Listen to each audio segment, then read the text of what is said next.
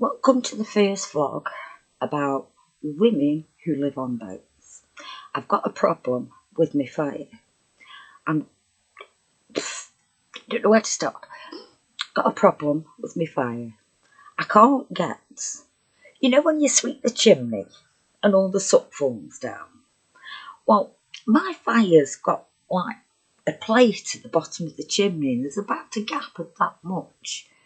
And for the life of me, I cannot get in to sweep that soot away from that gap. I'll show you what I do. Hold on.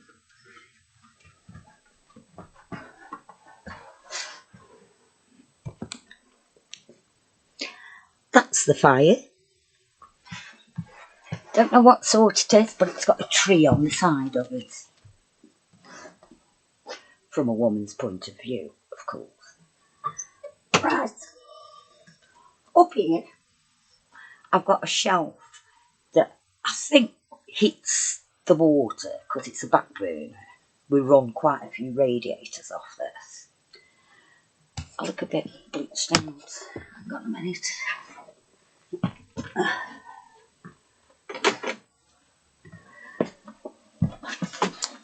Do look better. That's better.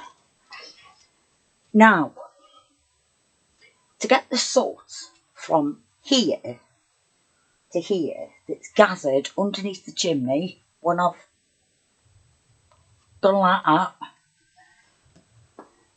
I have to put my hand up and manually push the soot across. Bit of a problem. The plate's bigger than my hand. My wrist can only go up so far, so I can only do this little bit. Solution.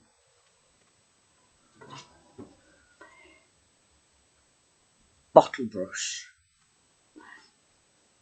From when my grandson was a baby, I saved it.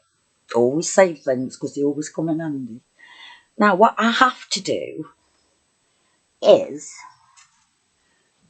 go at the top and sweep it across like that.